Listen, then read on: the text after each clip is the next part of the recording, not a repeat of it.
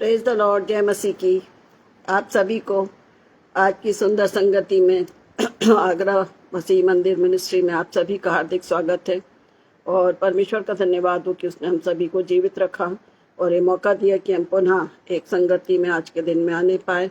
और परमेश्वर का धन्यवाद देते हैं कि प्रत्येक दिन हमें बल और सामर्थ देता है, हमें मौके देता है कि हम पूर्ण समर्पण के साथ उसके सन्मुख आने पाएँ। और मैं पुनः धन्यवादित हूँ हमारे पासवान का, आदरणीय अनुपम डेविड जी का, जिन्होंने मुझे मौका दिया और बराबर प्रोत्साहित करते हैं। इसके लिए मैं भी आपको धन्यवाद देती हूँ। इस साथ ही हमारे सभी प्रियजन जो देखते हैं और प्रार्थनाओं में याद रखते हैं, उनके लिए हृदय से धन्यवाद देती हूँ प्रियो, क्योंकि हमारे लिए ज़रूरी है कि हम प्रार्थना में एक दूसरे को उठाएं। और वचन में इस बात को सिखाता है कि हमें प्रार्थना में निरंतर एक दूसरे को उठाना है। और हमारा एक मुख्य उद्देश्य होना चाहिए कि हम आपस के प्रेम के चोट किसी भी बात के कर्जदार न हो। और मैं विश्वास करती हूँ कि आप सभी भले चंगे होंगे और हर एक को जो सेवाएं, जो काम परमेश्वर ने दिया है उनको बखूबी कर रहे होंगे। हो सकता है परेशानियाँ, मौसम बदल रहा है, निराशाएं कुछ भी आ सकती हैं प्रियो, आती हैं, पर यदि हमने अपनी आंखों को उसकी ओर लगाया है तो वो हमारी सहायता करने के लिए तत्पर होता है। जो पुनः आप सभी को बहुत बहुत परमेश्वर की उत्तम आशीषें आप सभी को मिलती रहें। और जैसा हम वचन में एक दूसरे को उठाते हैं वैसे ही उठाते चलें, ताकि हम आत्मा में मजबूत हों और दुर्बल नहीं परंतु मजबूत हों, ताकि वचन के अनुसार शैतान के जलते हुए तीरों को हम बुझा सकें। तो प्रियो, जो वचन हम मनन कर रहे हैं कि स्टडी के रूप में जो हमको मिलता है, दूसरा कुरिन्थियों 12 और उसका 9वां पद, 2 कुरिन्थियों 12 और उसका 9वां पद। इसमें करीब मैं विश्वास करती हूँ कि करीब 1 महीना 8 तारीख से 8 पासवान ने मुझे मौका दिया था। और हम अभी 5वां बुधवार है, 5वां सोमवार है जिसमें हम मनन कर रहे हैं। तो एक स्टडी के रूप में मैं ले रही हूँ और मैं उम्मीद करती हूँ कि हर एक जो रेगुलर इसको सुन रहे होंगे उन्हें आशीष पाई होगी। और उस अनुग्रह को हम जानते चलें, उस अनुग्रह में हम बढ़ते जाएं जो हमारी दुर्बलता में हमारी सहायता करता है। तो इस वचन को मैं पढ़ूंगी और उसके बाद हम प्रार्थना के साथ अपनी संगति को आरंभ करेंगे। वचन में लिखा है 2 कुरिन्थियों 12 उसका 9वां पद। पर उसने मुझसे कहा, मेरा अनुग्रह तेरे लिए बहुत है, क्योंकि मेरी सामर्थ निर्बलता में सिद्ध होती है। इसलिए मैं बड़े आनंद से अपनी निर्बलताओं पर घमंड करूंगा कि मसीह की सामर्थ मुझ पर छाया करती रहे। परमेश्वर इन वचनों के द्वारा हम सभी को आशीष दे। और जब हम उसके निकटता में हैं प्रियो, तो प्रार्थना के साथ हम अपने को तैयार करें, ताकि आज कौन सी 5 बातें हैं जो प्रभु हमसे बातचीत करना चाहता है। अभी तक हमने 15 पॉइंट्स को देखा था कि अनुग्रह के द्वारा हमें ये बातें मिलती हैं, ये सहायता, ये रास्ता हमको मिलता है। और आज हम देखेंगे 16 से लेकर 20 तक। इससे पहले कि हम मनन करें, छोटी प्रार्थना के साथ हम अपने आप को तैयार करेंगे।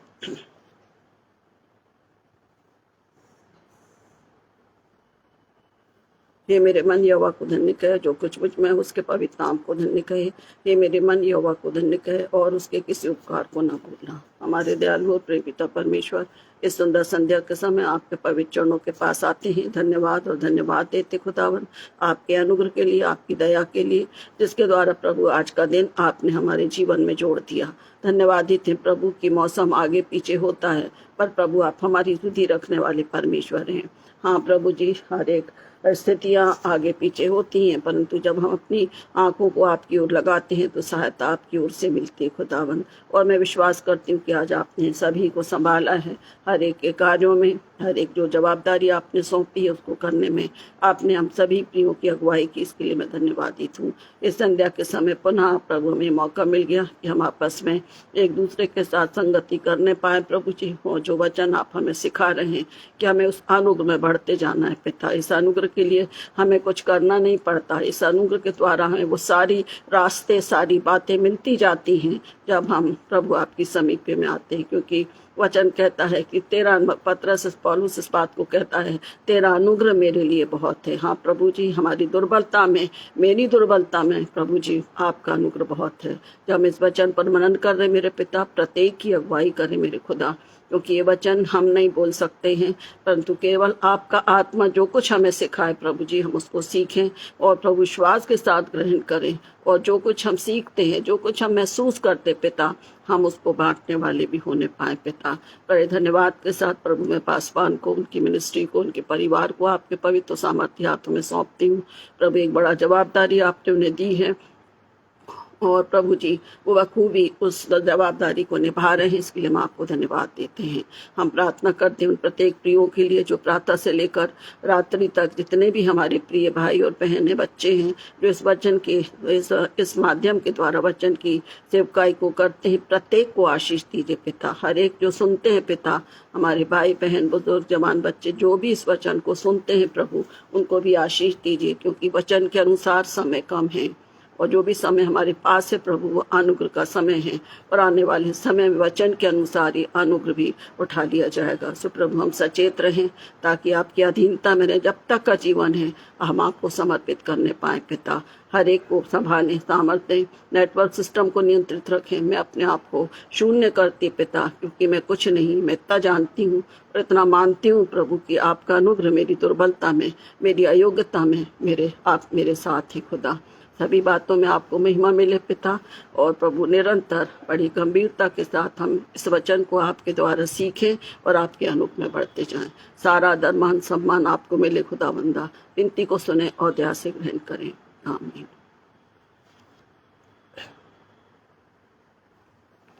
एक छोटे गीत को भी मैं गाऊंगी स्तुति आराधना के साथ, स्तुति के लिए।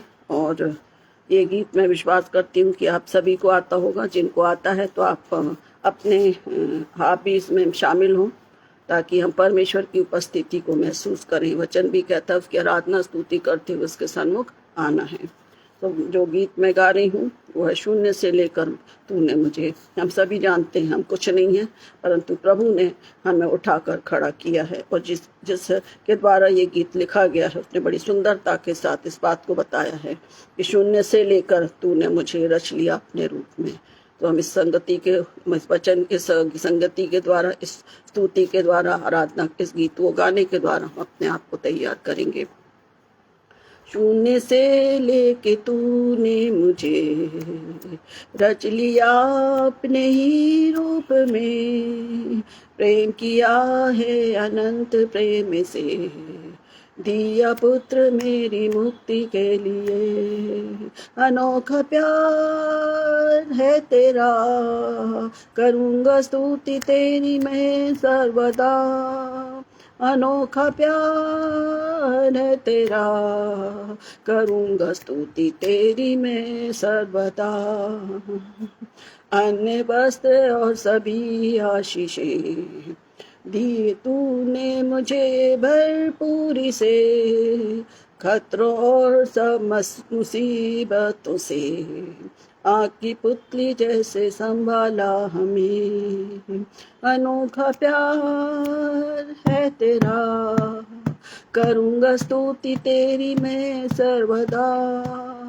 अनोखा प्यार है तेरा, करूँगा स्तुति तेरी मैं सर्वदा।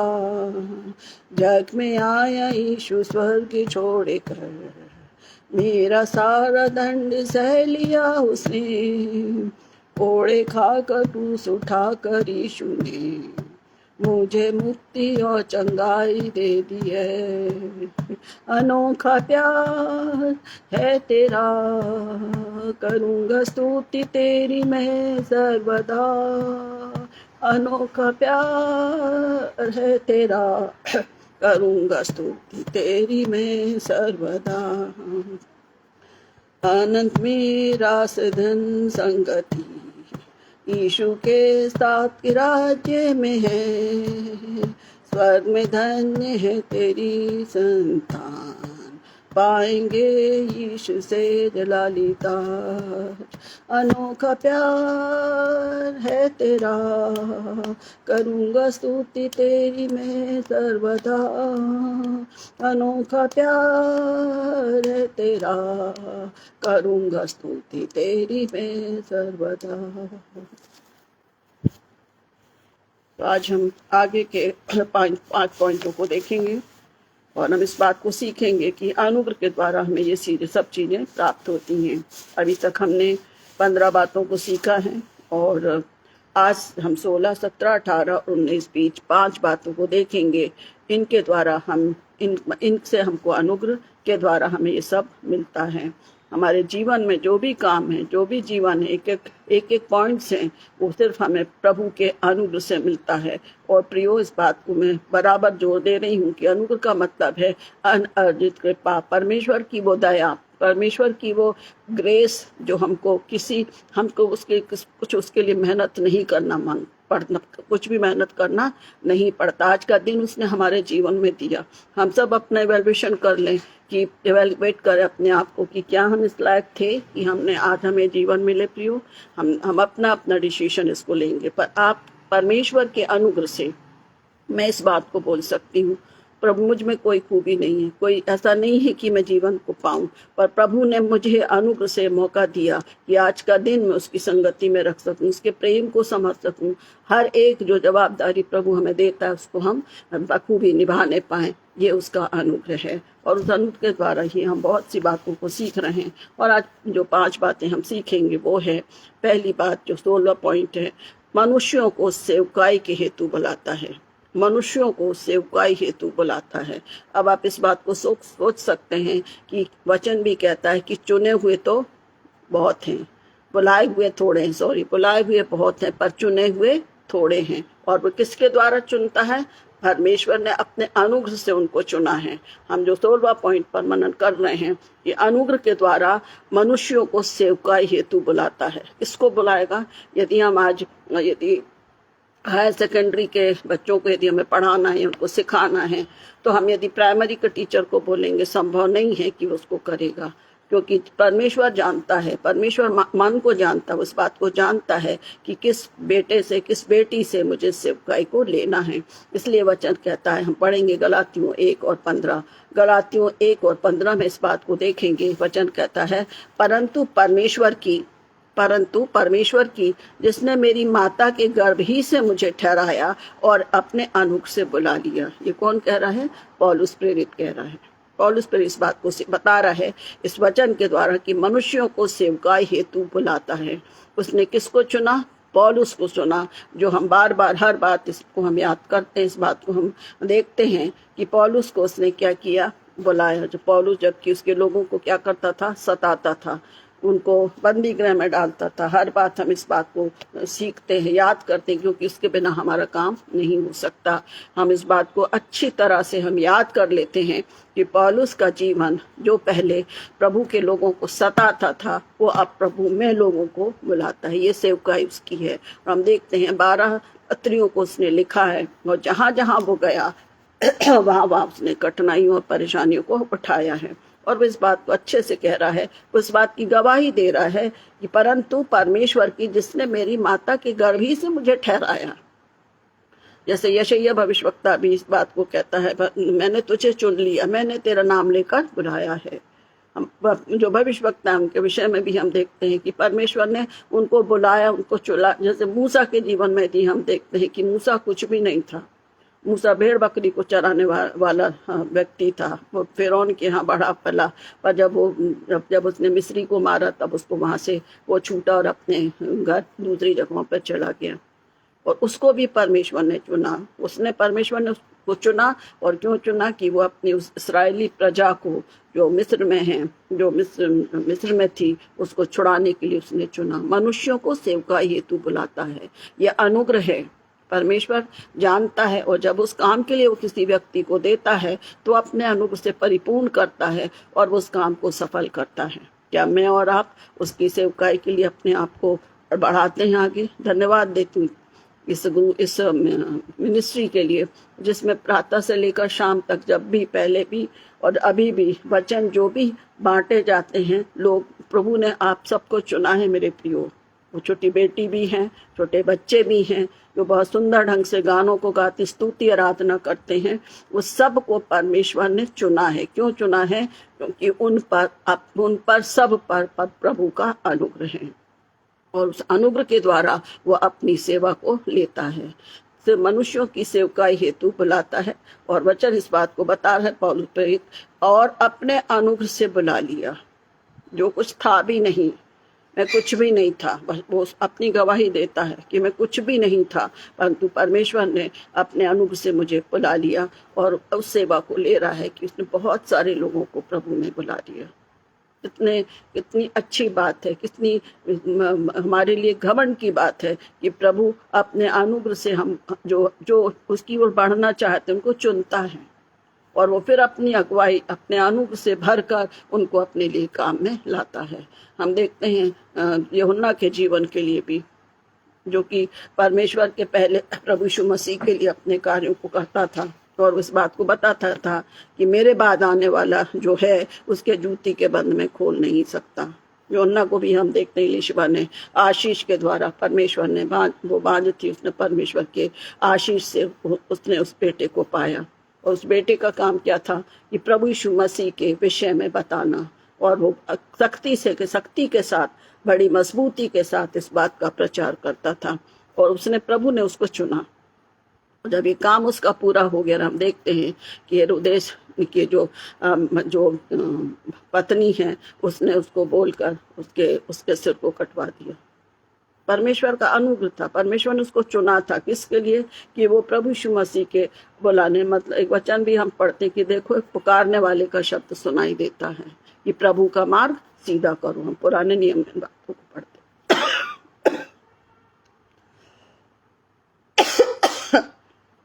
इस वचन के द्वारा प्रभु ने हमको जीवन दिया है कि हम स्वस्थ हैं, भले चंगे हैं, और निश्चित है कि प्रभु के अनुग्रह से ही आज तक हम पृथ्वी पर हैं।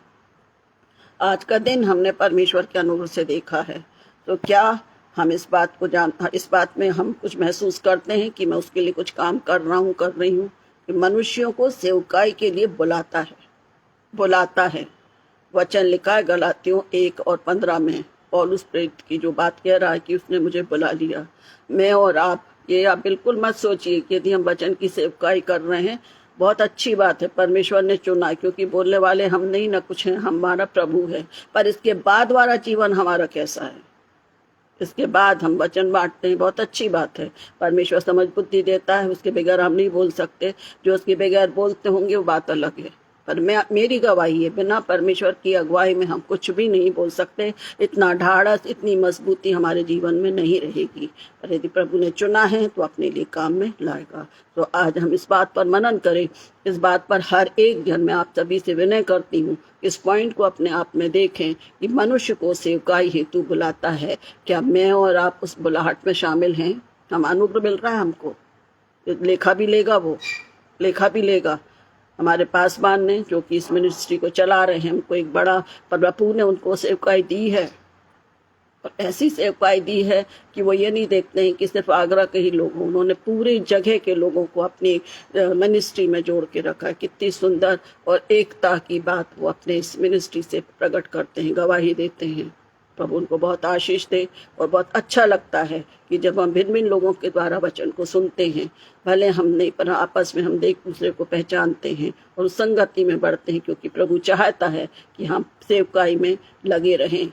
यदि अनुग्रह है तो हम उसकी सेवकाई को बराबर करते रहेंगे, छोटी हो बड़ी हो।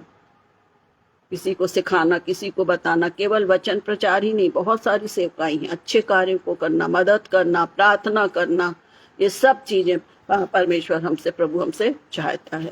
तो हम इस वचन के द्वारा स्मरण रखें कि हमारे ऊपर अनुग्रह है, ये मान लें, क्योंकि आज तक हम जीवित हैं। और यदि हम जीवित हैं तो हम उसके लिए क्या काम कर रहे हैं, और यदि कर रहे हैं, नहीं कर रहे हैं, तो हम उसके लिए काम करना आरंभ कर दें, ताकि और भी अनुग्रह को पाने पाए।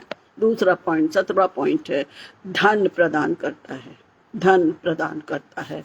धन का मतलब है सांसारिक धन नहीं, आत्मिक धन।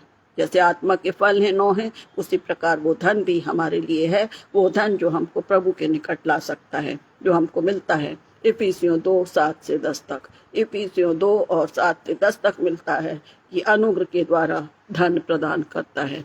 वो अपनी उस कृपा से जो मसीह यीशु में हम पर है, आने वाले समयों में अपने अनुग्रह का असीम धन दिखाएगा।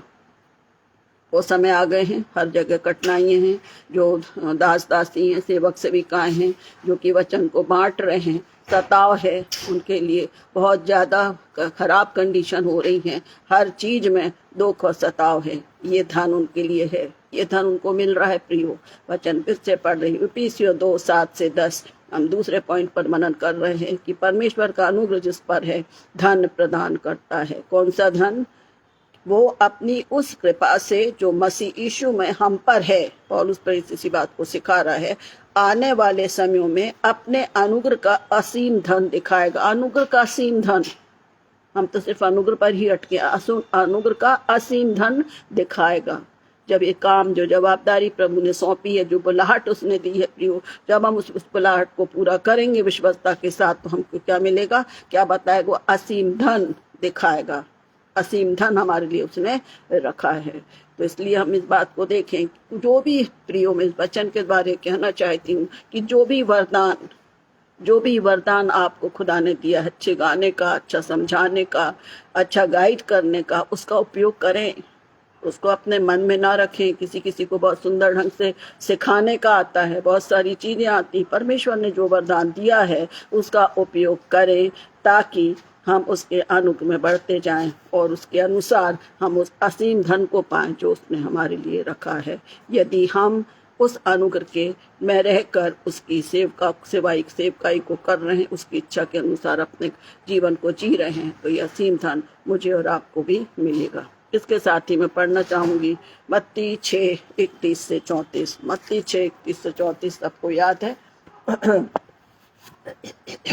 यहाँ लिखा हुआ है, इसलिए तुम चिंता करके ना कहना कि हम क्या खाएंगे या क्या पिएंगे या क्या पहनेंगे, क्योंकि अन्य जाति इन सब वस्तुओं की खोज में रहते हैं। पर तुम्हारा स्वर्गीय पिता जानता है कि तुम्हें इन सब वस्तुओं की आवश्यकता है, इसलिए पहले उसके राज और धन की खोज करो, तब ये सारी वस्तुएं तुम्हें मिल जाएंगी।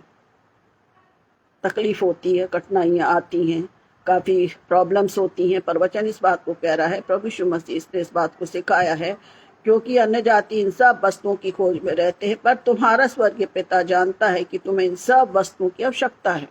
और आगे भी लिखा है, इसलिए पहले उसके राज और धन की खोज करो, तब तुम्हें सारी वस्तुएं मिल जाएंगी। इसलिए कल की चिंता ना करो, क्योंकि कल का चिंता अपनी चिंता आप कर लेगा। आज के लिए आज का ही दुख काफी है। इस वचन को हम याद रखते हैं। हमको पृथ्वी पर अपना धन इकट्ठा नहीं करना है, हमें स्वर्ग में अपना धन इकट्ठा करना है, क्योंकि प्रभु के अनुग्रह से हम जीवन पाए हैं। और जब हमारे जीवन में अनुग्रह है, यदि अनुग्रह नहीं है तो ये कुछ नहीं होता, क्योंकि अनुग्रह के द्वारा मिलने वाली आशीष है। अनुग्रह यदि हम प्रभु में उस असीम धन के साथ, जैसे पौलुस ने अपने जीवन को दे दिया, जो प्रभु ने उसको बोला उसने किया, वो कठिनाइयों में रहा पर वो पीछे नहीं हटा, इसलिए उस पर अनुग्रह बना रहा। इसलिए वो कहता है कि मेरी निर्बलता में मेरा आपका अनुग्रह मेरे लिए बहुत है। उनका टाइम उसने छोड़ा नहीं, वो कुड़कुड़ाया नहीं। दूसरा पॉइंट जब हम देख रहे हैं, धन प्रदान करता है। कौन सा धन? जो प्रभु यीशु मसीह के निकट आने से है। प्रभु यीशु मसीह के निकट आने से कौन सा धन? आत्मिक धन, आत्मिक मजबूती, आत्मिक दृढ़ता। सांसारिक धन नहीं है। सांसारिक धन आज है, कल समाप्त हो जाएगा, पर उसके लिए भी प्रभु कहता है कि पहले उसके राज और धन की खोज करो, तब सारी वस्तुएं तुम्हें मिल जाएंगी। इस वचन पर मन ध्यान रखें कि हमको प्रभु अनुग्रह का असीम धन दिखाएगा। आने वाले समयों में हम जान रहे हैं कि कौन सा समय आ रहा है। अभी हमारे परखे जाने का समय है। बहुत सारी बातें हो गई हैं, बहुत सारी हो रही हैं कि बातचीत करने में, उनको बताने में दिल कांपता है, पर हम हर एक बात को जानते हैं।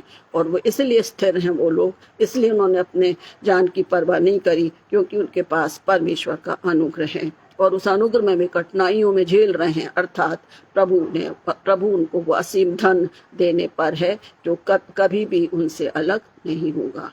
इस बात के द्वारा, इस पॉइंट के द्वारा हम ध्यान रखें कि वो तो हमें धन प्रदान करता है, हमें धन प्रदान करता है अपनी कृपा से, और मधुमत को चाहता है कि हम उसमें बने रहकर उसके पवित्र नाम की गवाही का कारण होने पाए। तीसरा पॉइंट है, गीत गाने हेतु प्रदान करता है, गीत गाने हेतु प्रेरित करता है। इसलिए मैंने आज ये वाला गीत गाया, शून्य से लेकर तूने मुझे।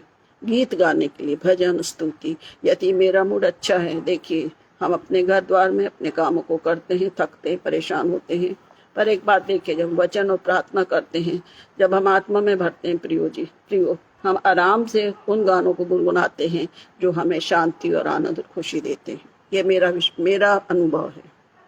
हम गाते हैं, हमारे पास सब चीज गाने हैं, यूट्यूब में बहुत सारे गाने हैं, पर हमारी जुबान से, हमारे मुख से हम तब गाते जब हम एक आत्मिक आनंद को महसूस करते हैं, हम खुशी को महसूस करते हैं। तब हम क्या करते हैं, गीतों को गाकर परमेश्वर की स्तुति करते। सुनते नहीं, खुद को करना है। अनुग्रह यदि हमारे जीवन में है, यदि हमें जो अपेक्षा नहीं है वो हमें मिलता है, तो हम कितनी जोर से चिल्लाते, कितनी खुशी, हमारे बच्चे कितनी खुशी से चिल्लाते हैं, लिपट जाते हैं। प्रभु वही चाहता है कि मैंने तेरे को अनुग्रह दिया, तुम्हारी कठिनाइयों से मैंने पार किया। अब वो चाहता है मन से हम क्या करें, हम मन से, हमें जरूरत नहीं, कोई एक्टिंग करने की जरूरत नहीं है। जो हमें मिला, यदि आज हमने प्रभु से प्रार्थना कर रहे थे, जो चीज हमें मिलती है, जो हम सामर्थ्य से पा रहे हैं, जो कुछ हम अपनी बोझ को रख रहे हैं, जब वो बोझ हटता है तो हम एकदम कहते हैं धन्यवाद हो प्रभु आपका कि आपने हमारी प्रार्थना को सुनकर समझ से बढ़कर काम किया। और ऑटोमेटिकली हम उन गानों को गाने लगते हैं जो परमेश्वर की महिमा स्तुति को प्रकट करते हैं। मैं विश्वास करती हूँ कि आप सबका ये अनुभव होगा। मन, जैसे हम मन खुशी में हम चिल्ला लेते हैं, हमें एक्सपेक्ट नहीं है कि कोई हमारे घर आएगा, कि हमारा कोई प्रियजन आता तो हम चिल्ला देते हैं। तो जब हमारे जीवन में प्रभु का अनुग्रह प्रियो और जो हमें मिलता है, जिसकी अपेक्षा हम नहीं करते, आत्मिक जीवन में मजबूती मिलती है, हम आनंदित होते हैं। कई बार वर्सेस ढूंढते हैं, मैं अपने हस्बैंड से मदद लेती हूँ, हम ढूंढते हैं बहुत सारी चीजें हम जो मोबाइल से यूज कर सकते पर हम नहीं करते, हम ढूंढते हैं। और जब वो मिलता है तो इतनी खुशी लगती है और प्रभु दिखाता है। कभी कभी ऐसा होता है कि हम बाइबल खोलते हैं, वही वचन सामने होता है। क्यों? क्योंकि प्रभु हमको अपनी सेवकाई के लेना चाहता है, इसलिए वो हमें मदद करता है कि इस वचन को, ये वचन इस प्रकार, तो हम उत्साहित होते हैं। तो इस वचन के द्वारा जब हम प्रभु के अनुग्रह में हैं, बढ़ेंगे, हमारा मन आनंदित होगा और हम उसकी स्तुति और आराधना करने पाएंगे। जैसे हम सभी बहुत सुंदर ढंग से गाना गाते, भजन संहिता 96, आओ हम यहोवा के लिए ऊंचे स्वर से गाएं, अपनी मुक्ति की चट्टान का जय जयकार करें। आओ हम यहोवा के लिए का धन्यवाद करें। और जब हम गीतों को गाते हैं प्रियो, हमारा मन प्रफुल्लित होता है। स्तुति आराधना क्यों, जो मीटिंगें होती हैं, रिवाइवल मीटिंग्स होती हैं, क्यों हम अपनी छोटी छोटी आराधना स्तुति मीटिंगों में स्तुति आराधना करते हैं? क्या कि प्रभु की उपस्थिति वहां आती है।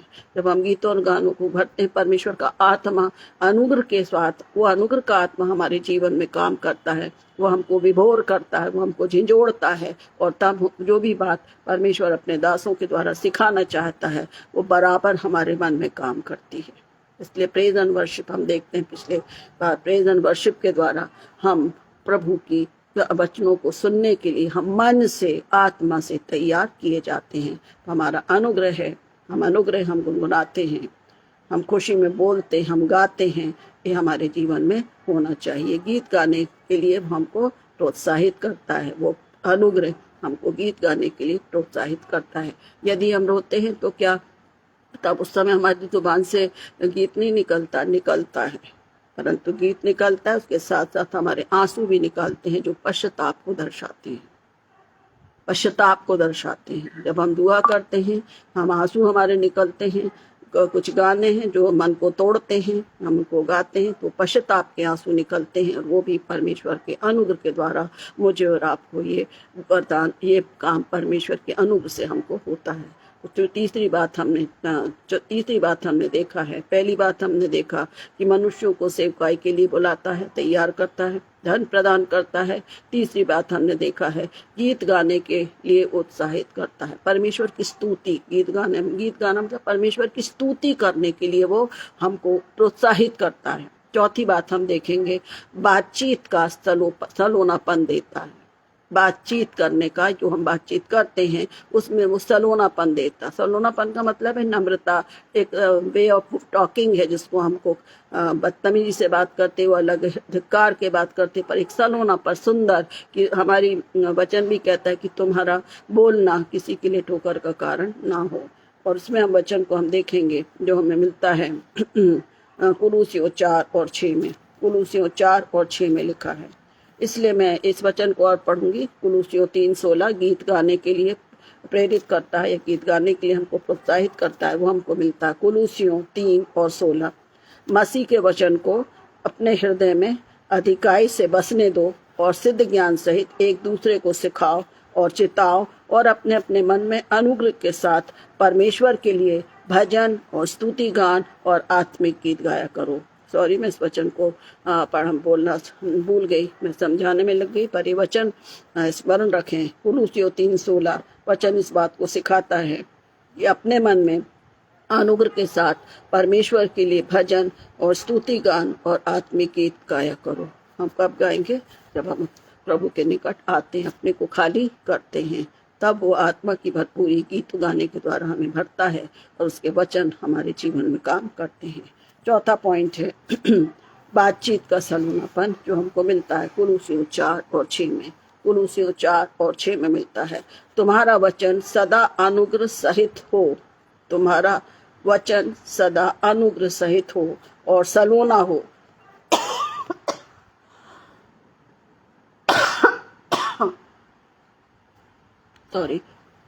और सलोना हो कि तुम्हें हर मनुष्य को उचित रीति से उत्तर देना आ जाए। कुछ भी ऐसी बात नहीं है जो हम नहीं जानते। वचन हमको क्लियर कर रहा है, अनुग्रह हमें सिखाता है, बातचीत के में सलोनापन होता है। हम देखते हैं कई लोगों बहुत अच्छा ज्ञान रहता है, पर उनका वे ऑफ टॉकिंग ऐसा होता है कि सुनने की इच्छा नहीं होती, या हम सुनते हैं और हम थोड़े निराश हो जाते हैं। बोलने का ढंग, उसको एक्सप्रेस करने का ढंग, सबके अलग अलग ढंग है। हर एक को प्रभु ने अपने अपने तरीके से दिया, पर जो कठोर प्रकार से कभी कभी बहुत सारे कमेंट्स हो जाते हैं जो नहीं होना चाहिए। इसलिए वचन पौलुस प्रेरित भी अपनी पत्री में सिखा रहा है कुलूसियों 4:6 में, तुम्हारा वचन सदा अनुग्रह सहित और सलोना हो। ऐसा नहीं कि हमको कमेंट्स दें या उनको टीस करें, ऐसा नहीं। गलती के लिए भी हम उसको बहुत प्रेम से बता सकते हैं। सलोना हो कि तुम्हें हर मनुष्य को उचित रीति से उत्तर देना आ जाए, उत्तर देना आ जाए। हम देखते हैं कि पौलुस प्रेरित से कितनी बार पूछा गया, कितनी जगह वो यहाँ से वहाँ जाता था, और उसने उन हर एक बातों को बड़े स्पष्ट ढंग से अपनी बातों को उसने बताया। मैंने कोई गलत काम नहीं किया, मैं प्रभु यीशु मसीह पर विश्वास करता हूँ। उसने अपनी गवाही दी, वो तो बहुत तेज था, उसके पास भी पावर था, वो सब कुछ कर सकता था प्रियो। पर हम देखते हैं जब उसने प्रभु यीशु मसीह को अपने जीवन में ले लिया, जब उसका अनुग्रह उस पर हो गया, तब वो हर एक बातों में बड़ी सलोनेपन से उसने उस बात का उत्तर दिया, सब बातों में उत्तर दिया। प्रभु यीशु मसीह के जीवन में देखते हैं जब उनको बहुत सारी कठिनाइयां थी, कितना उसको मारते थे, बोलते थे, बोलता तू चुप क्यों है, बोल, यदि तू परमेश्वर का पुत्र है तो बोल। पर वो चुप रहा, शांत रहा। वो भी जवाब दे सकता था, वो और वचन में भी ये लिखा कि तो मतलब ये चाहे तो परमेश्वर, प्रभु यीशु मसीह परमेश्वर से मांगकर सेना को भी बुला लेता, पर नहीं। जिसका सिपाही का कान काट दिया चेलों ने, उसको उठा के उन्होंने जोड़ दिया। बोला उनसे, बोलने के द्वारा, अपने संगत शांत रहने के द्वारा बहुत सारे काम हम अपने दूसरों के बीच में गवाही का कारण बन सकते हैं। तो जब भी हमें बोलने का मौका मिलता है प्रियो, वचन के साथ साथ हम समझाना है या किसी से बातचीत करना है, कोई हमसे सलाह लेता है, हमारा बोलना सलोना होना चाहिए, उसको भेदने वाला नहीं। भेदने वाला कौन है? सिर्फ परमेश्वर का वचन है, जो गूदे गूदे और गांठ गांठ को भेदता है। हमको कोई जरूरत नहीं है, परमेश्वर का वचन खुद ही जहाँ काम करना है वो जाके काम करता है। हम जानते, इस बात पर विश्वास करते हैं। वचन, पवित्र शास्त्र इस बात को बताता है कि वो गूदे गूदे और गांठ गांठ को भेदता है। गूदे गूदे गांठ गांठ को भेदता है, इसीलिए तो पश्चाताप करके सब प्रभु के निकट आ रहे हैं, जान रहे हैं। अभी तक नहीं जान रहे थे, पर उनको पता है कि जीवित है, प्रभु आने वाला है। हम देखते हैं कि लोग कठिनाइयों में भी वचन को सुन रहे हैं, मान रहे हैं, तकलीफें हैं, हर चीज को हम देख रहे हैं, असहनीय पीड़ाएं हैं, परंतु ये क्योंकि जो उनको समझाते हैं प्रियो, वो अनुग्रह से समझाते हैं और उनका बोलना सलोना होता है, कोई गड़बड़ी की नहीं होती, कोई आगे पीछे की बात नहीं होती, सलोना, सरल तरीके से समझाना। परमेश्वर की आत्मा, पवित्र आत्मा की अगुवाई में अनुग्रह के साथ उस बात को बोलते हैं। इस बात को हमें ध्यान रखना है कि हर मनुष्य को उचित रीति से उत्तर देना आ जाए। बहुत सारे लोग बहुत सारे लोग हमसे पूछते हैं, आपने देखा है क्या प्रभु यीशु मसीह को, आप जानते हैं क्या? हम क्या बोलेंगे? देखा है, ये अपने वास्तविक की बात है, पर हम इस बात को हम विश्वास करते हैं। हम क्या करते हैं? विश्वास करते हैं। विश्वास की परिभाषा इब्रानियों 11:1 के अनुसार है कि वो हमारा वो क्या है? विश्वास आशा की वस्तुओं का निश्चय और अनदेखी वस्तुओं का प्रमाण है। हम विश्वास करते हैं। हमने प्रभु को देखा? नहीं देखा, मैंने नहीं देखा, महसूस करती हूँ मैं। तो हम उसको घुमा के ना बोले। यहाँ वचन कह रहा है उत्तर देना आइए। वचन पढ़ें, वचन की संगति में रहें। परमेश्वर हमारे साथ है, प्रभु हमारे साथ है, 100% है। हम उसको महसूस करते हैं। जब हम गलत करते हैं वो हमें स्मरण दिलाता। हम पश्चाताप कैसे हो जाता है? हम टूटते क्यों हैं? हम रोते क्यों हैं? सब परमेश्वर प्रभु की उपस्थिति है, वचनों की सामर्थ्य है। और हम इस बात को जानते हैं। यूहन्ना का जो अध्याय है, पहला पद, उसी में लिखा है कि वो आदि में वचन था, वचन परमेश्वर के साथ था और वचन परमेश्वर था। हमारे साथ है, आदि से है। तो इसके द्वारा जब भी हम बातचीत करें प्रियो, जब भी हम किसी को सलाह दें, जिससे हम बातचीत करें, प्रभु के वचनों को बोलें, और ज़्यादा अच्छा हो कि हम शांति पूर्वक धीरज के साथ उनको बोलें, ताकि क्योंकि उसके लिए बोलने के लिए परमेश्वर का अनुग्रह हमारी अगुवाई करता है। और अभी इन दिनों में जो भी हम बोलते हैं, हमारे लिए मालूम है कि कठिनाई का समय है। बहुत सी बातें, बहुत से लोग बहुत सी बातों को पकड़ कर बैठते हैं, वो गलत हो जाता है। और देखते हैं कितनी परेशानियां हमारे प्रिय लोग जो कि वचनों को बांटते हैं उनको वो सहते हैं। पर परमेश्वर का अनुग्रह कि परमेश्वर उन सब को पार करके अपने लिए लोगों को तैयार करके खड़ा करता है, मनुष्यों को सेवकाई के लिए बुलाता है। पहला पॉइंट है।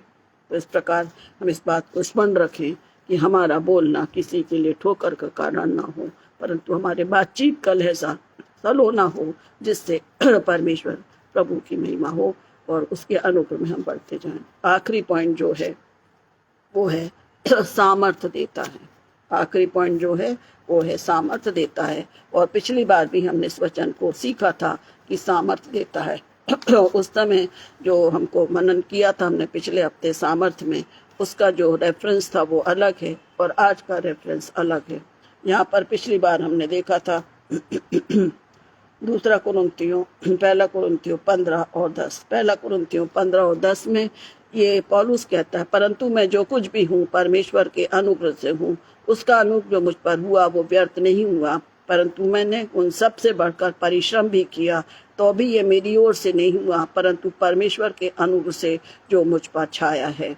यह पौलुस प्रेरित की गवाही थी, जो हमने पिछली बार इस पॉइंट को देखा था कि वो अनुग्रह सामर्थ्य देता है। पिछली बार भी हमने देखा है पहला कुरिन्थियों 15 और 10 में सामर्थ्य देता है। और इसमें हम सिर्फ पौलुस प्रेरित के विषय में हमने इस बात को सीखा था।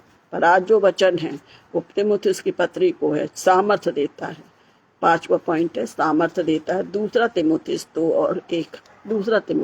और 1 में भी लिखा है, इसलिए हे मेरे पुत्र, तू उस अनुग्रह से जो मसीह यीशु में है बलवंत होता जा।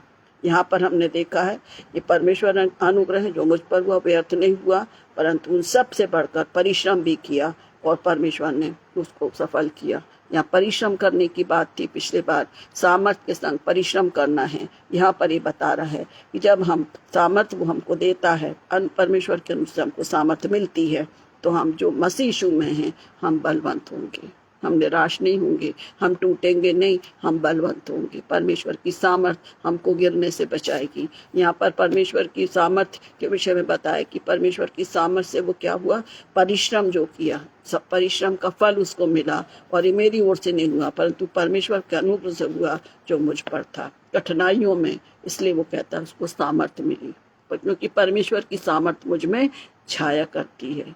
ये है। और यहाँ पर वचन सिखाता है कि हे मेरे पुत्र, तीमुथियुस के पत्री लिख रहा है, हे मेरे पुत्र, तो उस अनुग्रह से जो मसीह यीशु में है बलवंत हो जा। मसीह यीशु में अनुग्रह है तो बलवंत होना है। दुर्बल होंगे, टूटेंगे, पर परमेश्वर की सामर्थ्य, परमेश्वर का अनुग्रह हमको बलवंत करेगा। जैसे पौलुस प्रेरित का वचन हम सीख रहे हैं, पौलुस ने इस बात की गवाही दी कि जो पर मेरी दुर्बलता में तेरा अनुग्रह मेरे लिए बहुत है। मेरा अनुग्रह, प्रभु यीशु मसीह ने उससे कहा तेरी दुर्बलता में मेरा अनुग्रह तेरे लिए बहुत है। और इसलिए वो कहता है कि मैं बड़ा घमंड के साथ कहता हूँ, क्योंकि परमेश्वर की सामर्थ मुझ पर छाया करती है। परंतु यहाँ पर आज का जो पांचवा पॉइंट है, जो 20वां पॉइंट है, सामर्थ्य देता है। और सामर्थ्य देने में हम इस बात को सीखेंगे कि हमको बलवंत करता है। क्या करता है? बलवंत करता है, सामर्थ्य बनाता है, हमें टूटने नहीं देता। हम बलवंत कब होंगे? जब परमेश्वर का अनुग्रह मुझ पर होगा, जब मुझे मालूम है कि मुझे काम करना नहीं आ रहा, मुझे वचन समझ में नहीं आ रहा, या मैं अपनी गलती को स्वीकार नहीं कर रही हूँ। परमेश्वर का अनुग्रह मुझे और आपको चेताएगा कि हम क्या करें, परमेश्वर के निकट आएं, अपने बोझ को रखें, पश्चाताप करें, और तब वो हमको अनुग्रह के द्वारा वो बलवंत देगा, उस सामर्थ्य देगा। सामर्थ्य के साथ हमारी अगुवाई करेगा कि जो भी टेम्पटेशन हमारे ऊपर है, जो भी निराशा हमारे ऊपर है, जो भी बाधाएं हमारे ऊपर हैं, वो हमको ऐसा बलवंत करेगा कि हम उनको पार करके परमेश्वर की योजना को पूरा करेंगे। सो प्रियो, आज के इस वचन के द्वारा, आज के संगति में हमने जो चारों पॉइंट सीखा है, उस 5 पॉइंट सीखा है वो फिर से मैं रिपीट करूंगी। पहला है 16वां पॉइंट है, मनुष्यों को सेवकाई हेतु बुलाता है, धन प्रदान करता है। कौन सा धन? जो प्रभु में है। और इसके लिए हमने सुंदर वचन को देखा है कि वो अपनी उस कृपा से जो मसीह यीशु में हम पर है, आने वाले समयों में अपने अनुग्रह का असीम धन देगा। हम उस असीम धन के लिए हमको प्रभु ने बुलाया है। पहले पॉइंट के अनुसार उसने हमें सेवकाई के लिए तैयार किया है। जब हम सेवकाई करते हैं तो वो हमको असीम धन भी देगा। फिर हमें गीत गाना, स्तुति करना है। जब हमारा मन आनंद से भरा हुआ है, तब हम क्या करेंगे? परमेश्वर की स्तुति महिमा करते हुए उसके सामर्थ्य, उसके आनंद को अपने जीवन में क्या करने देंगे? काम करने देंगे। हम निराश होते तो हम कभी गीत नहीं गाते, तो जब आनंदित होते हैं, हम परमेश्वर की स्तुति करते हैं, तब वो अनुग्रह और अधिक स्तुति करने के लिए हमको प्रेरित करता है। फिर हमारा बोलना सलोना होना चाहिए। हम जो कुछ भी बोलें, जो कुछ भी हम सीखें, सिखाएं, या हमारे जीवन में जो भी बातें होती हैं, पर्सनल हम किसी से बातचीत करते हैं, हमारा बोलना सलोना हो। हम किसी को टीस ना करें, हम किसी को निराश ना करें, परंतु हम परमेश्वर के लोग हैं, परमेश्वर के अनुग्रह में बढ़ रहे हैं। हम सब बातें अनुग्रह के लिए द्वारा सीख रहे हैं। तो जब प्रभु ने मुझे संभाला है, वो हमको संभाला है प्रभु ने, तो वो भी चाहता है कि हमारे बातचीत के द्वारा किसी को भी कोई ठोकर ना लगे, कोई निराशा ना हो। इन बातों पर हम मनन करें, इन बातों पर हम ध्यान दें, ताकि हमारा बोलना किसी के लिए ठोकर का कारण ना हो, परंतु आशीष का कारण हो। और आखिरी पॉइंट था, सामर्थ्य देता है। और सामर्थ्य देता है तो हमें बलवंत करता है, बलवंत करता है। इस वचन को पढ़ने के बाद समाप्त करेंगे। 2 तीमुथियुस 2:1। इसलिए हे मेरे पुत्र, तू उस अनुग्रह से जो मसीह यीशु में है बलवंत होता जा। मुझे और आपको बलवंत होना है, दृढ़ होना है। जो भी हम सीखते हैं, जो हम पाते हैं, हमारे जीवन में होता है प्रियो, हम उसको बांटें। और जब हम बांटेंगे और अधिक हमें मिलेगा। जितना हम बांटेंगे आत्मा में, बातों को बांटेंगे प्रभु में, और बलवंत करेगा और हमें मजबूती देगा कि हम कहीं भी किसी भी प्रकार से कमजोर ना पड़ने पाए। तो परमेश्वर का धन्यवाद हो इस सुंदर समय के लिए, जो भी आप हम सबको मिलने पाया। पुनः हम सभी पर भी परमेश्वर पिता का धन्यवाद करते हैं, उसके अनुग्रह के लिए, जिसके द्वारा प्रत्येक दिन वो हमें संभालता है। मिट नहीं गए, ये इसकी महाकरुणा का फल है। धन्यवाद देती हूँ पासवान के लिए, आप सभी के लिए, आपकी प्रार्थनाओं के लिए। और आने वाले समय में पुनः हम आगे के पॉइंट्स के लिए तैयार होंगे। और मैं विश्वास करती हूँ कि अब तक के जो मैंने 20 पॉइंट्स आप लोग के संग शेयर किया है, उससे आप अनुग्रह के विषय में समझ रहे होंगे। प्रार्थना में रखिए ताकि हम और अधिक परमेश्वर की अगुवाई में, वचन की संगति में बढ़ें। दिन कठिन है, समय निकट है, दिन कठिन है। हम सबको एकजुट होना है, क्योंकि परमेश्वर का अनुग्रह हम सभी के ऊपर है। छोटी प्रार्थना के साथ समाप्त करेंगे। हमारे दयालु और प्रेम पिता परमेश्वर, इस रात्रि के समय आपके पवित्र चरणों के पास आते हैं। धन्यवाद देते खुदा आपके बड़े प्रेम के लिए, आपके अनुग्रह के लिए मेरे पिता, जिसके द्वारा आज का जीवन आपने हमें दिया। आपने अपने वचनों के द्वारा हमें सिखाया पिता। आप अपने अनुग्रह से हमें बलवंत कर, आप अपने अनुग्रह से हमको बुलाते हैं। आप अपने अनुग्रह से प्रभु हमें वो धन देने के लिए तैयार हैं जो आप अपने बच्चों को के लिए रखे हैं। वो अगम्य धन, वो धन प्रभु जो कभी समाप्त होने का नहीं, परंतु वो ऐसा धन, असीम धन, जो हम आपकी अधीनता में रहते हुए उसको हम पा सकते हैं, क्योंकि आपका अनुग्रह ही हमारे ऊपर है पिता। धन्यवाद देते हैं प्रभु कि आपके अनुग्रह में बने रहने के द्वारा, आपका अनुग्रह के द्वारा हम आपकी स्तुति आराधना कर सकते हैं। दुख भी है, परेशानी भी है, परंतु वचन कहता है उसकी स्तुति आराधना निरंतर तुम्हारे मुख से होती रहे। और वो स्तुति के लिए हमारे मुंह को खोलने वाला, हमारी मुंह को खोलने वाला हमारा प्रभु आप है। तो मदद करिए इन कठिन समयों में। हम देखते हैं, सुनते हैं पिता, पर हम धन्यवाद करें प्रभु, आपके निकट आए ताकि उस आत्मा से भरें और भी अधिक वचनों की सामर्थ्य के साथ प्रभु उन सभी लोगों को कठिनाइयों में, परेशानियों में अपने जीवन को जी रहे हैं, आप में जुड़े हुए हैं, उनके लिए हम आपसे विशेष प्रार्थना करते हैं। आपकी सामर्थ्य उनके जीवनों में काम करे पिता, क्योंकि आप जीवित परमेश्वर है, प्रेम करने वाले परमेश्वर हैं। और आपके वचन के द्वारा हम सीख रहे हैं आपकी सामर्थ्य, और जो प्रभु में बने रहते हैं उससे वो बलवंत भी होते हैं। तो आज हमारी यही प्रार्थना है प्रिय परमेश्वर पिता, मेरे प्रभु जी, मेरी आपसे प्रार्थना है कि आप उन प्रत्येक लोगों को आपके अनुग्रह की आत्मा के साथ साथ उस उनको बलवंत बना, ताकि वो जो भी कठिनाइयों में हैं, जो आपके वचन से, आपकी सेवाओं से संबंधित हैं, वे आप में बलवंत हों। और इस बात को वो जानते हैं पिता कि आपका घेरा उनके चारों ओर है। और प्रभु जी, हम सभी हर एक जन विनती और प्रार्थना के साथ एक दूसरे को उठाते रहें, क्योंकि वचन भी इस बात को सिखाता है कि जो जो तुम उस दिन को आते देखो, त्यों तो एक दूसरे के साथ संगति करना छोड़ो। तो प्रभु, हम इस संगति के लिए आपका धन्यवाद करते हैं, इस मिनिस्ट्री के लिए आपका धन्यवाद करते हैं, हर एक प्रियों के लिए जो इससे जुड़े हुए हैं, उन हर एक के लिए जो इस वचन को सुनते हैं, हर एक के लिए मैं बहुत सी आशीषों को और उस सामर्थ को मांगती हूँ पिता, जिसके द्वारा हम आप में बने रहकर आपके पवित्र नाम की गवाही का कारण होने पाए। हम पासवान उनके परिवार के लिए भी आशीष और बहुत उत्तम भाग को मांगते पिता, क्योंकि उन्हें एक बड़ा बीड़ा उठाया है और आज के वचन के अनुसार इस बात को वो पूरा कर रहे हैं कि वो मनुष्यों को सेवकाई के हेतु बुलाता है। तो उनकी सेवकाई को बहुत से आशीषित करे, अपने अनुग्रह की और परिपूर्णता से भर दीजिए प्रभु, ताकि आपके दास के द्वारा, उनके परिवार के द्वारा बहुत सारे लोग प्रभु आपको जान सके, आपके प्रेम में आ सके और आपका नाम महिमा पाए। हर एक प्रियजन, जो भी हमारे प्रिय बीमार हैं प्रभु, आप उन्हें छूकर चंगाई दें। जो किसी प्रकार की निराशा में, उनकी निराशाओं को दूर करें, होने दीजिए प्रभु की विनती और प्रार्थना का आत्मा हर एक अपने जीवन में महसूस करे। आपका वचन गूदे गूदे गांठ गांठ को भेदता है पिता, आप उनके जीवनों में काम करें कि हर एक घुटना आपके लिए झुके, हर एक जीव आपके नाम को अंगीकार करे और वे अपनी दुर्बलताओं से, अपनी परेशानियों से, अपने बाधाओं से मुक्त हो सके, क्योंकि आपका हाथ उनकी ओर बढ़ा है पिता। जाने अनजाने में जो भी पापुल अपराधी, उनको दया करके क्षमा करें। जो भी वचन आज हमने सीखा है उसको फलवंत करें पिता, ताकि हम सभी आपके अधीन रहते हुए आपकी मर्जी के मुताबिक इस्तेमाल होने पाए।